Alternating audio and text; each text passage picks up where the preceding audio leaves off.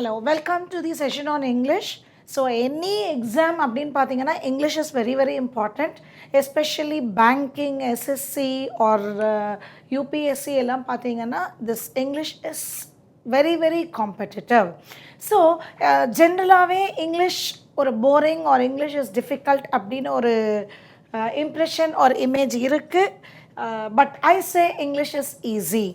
So, என்னோட செஷனில் why to learn English அப்படின்னு பார்க்கலாம்.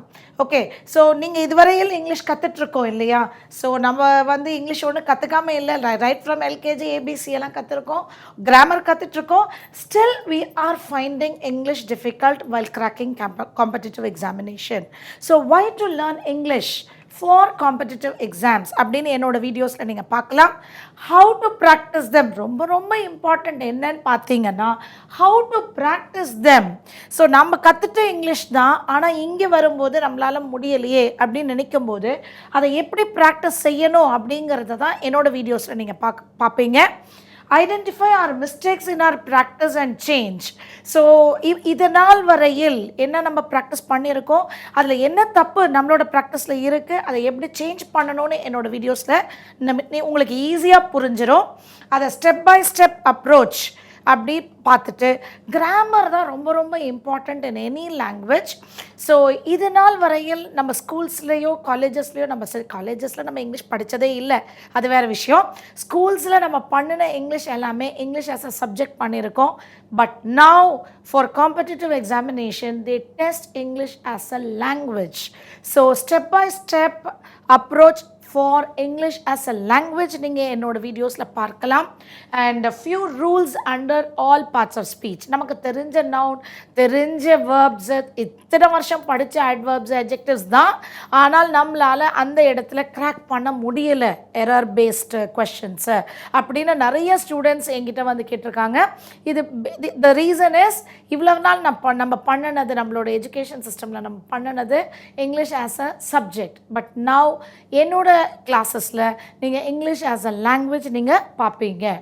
Okay, for example what is the difference அப்படின்னு பார்க்கலாம். ஸோ ஒரு கொஷன் இப்படி, இது I don't say this is the recent trend, இது one of the old trend தான். ஸோ ஒரு எரர் ஆப்ஷன்ஸ் எப்படி பார்க்கலாம் அப்படின்னு பார்க்கலாம். So this is one type of error. So இப்போ 4 sentences are given below. Read each sentence to find out the error அப்படின்னு போட்டிருக்காங்க. ஸோ பார்த்தீங்கன்னா if all goes well the examination scheduled for next month will all set to be completely. So in A. So B பார்த்தீங்கன்னாலும் if all goes well the examination scheduled. C, if all goes well the examination scheduled for next month. D. So ரொம்ப ரொம்ப க்ளோஸாக இருக்குது. They give you such big sentences to really use your time. So இதில் நீங்கள் என்ன பார்க்கணுன்னா ரொம்ப ஈஸியாக if all goes well, if goes present tense பார்த்தா இந்த இடத்துல will இருக்கான்னு பார்க்க வேண்டும். That's all. This comes under if conditional clause. So இந்த இடத்துல பார்த்தீங்கன்னா would, this is the error. இங்கே பார்த்தீங்கன்னா yes, இங்கே பார்த்தீங்கன்னா was. So the correct option is A. Okay, so இந்த மாதிரி சிம்பிளாக we will see in our videos. Okay, so இன்னொரு type of error based question பாருங்கள். they will give you 3 sentences and only A is correct or only A and B are correct இப்படி கொடுத்துருப்பாங்க. So இதில் நீங்கள் ஃபுல்லாக படிச்சிங்கன்னா though providing leadership to oppose both, இது ஃபுல்லாக நீங்கள் படிக்கணும். Our integrity, commitment to values and our attitudes, unconnected sentences. But ஏதான ஒன்றில் இல்லை more than one sentenceல grammatical error அப்படின்னு. We must be careful in our utterance lest they come back to haunt us. So இதுக்கு meaning எல்லாம் உங்களுக்கு தெரிய தேவையே இல்லை.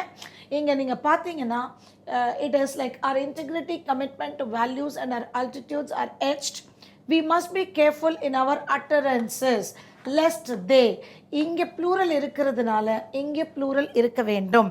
ஸோ ஒன்லி சி இருக்கான்னு பார்க்கணும், இல்லை. ஸோ அப்போ பிஎன்சியா சிஎன்டியா. our taxing regime must be far more humane than. So இந்த இடத்துல தென் இல்லை, it is than. So more than இது நீங்கள் நிறைய பார்த்துருப்பீங்க, ஆனால் மோர் ஹியூமேன் தேன்னு வரும்போது உங்களால் ரிலேட் பண்ண முடிஞ்சிருக்காது. This comes under adjectives whereas this comes under noun, and the previous question comes under verbs. Okay, so only C and D is the option. So this is how you will get in your exams. ஆனால் இதை நம்ம எப்படி பார்க்கணும்னா நவுன்ஸில் தனியாக error correction, வேர்ப்ஸில் தனியாக error correction, அட்ஜெக்டிவ்ஸில் எப்படியெல்லாம் errors வரும் அதை எப்படி கரெக்ட் பண்ணணும்னு நம்ம பார்ட்ஸ் ஆஃப் ஸ்பீச்சில் we will be looking at that. Okay, so இந்த ஃபுல்லாக பார்க்கும்போது தான் English is difficult. But when you see topic wise ஒரு பார்ட் ஆஃப் ஸ்பீச்சாக பார்த்துட்டு அதில் எரர்ஸை நம்ம செய்யும் பொழுது we will certainly be able to crack English with the required cutoff. So advertisement சொல்கிற மாதிரி இங்கிலீஷ்க்கு நான் கேரண்டி.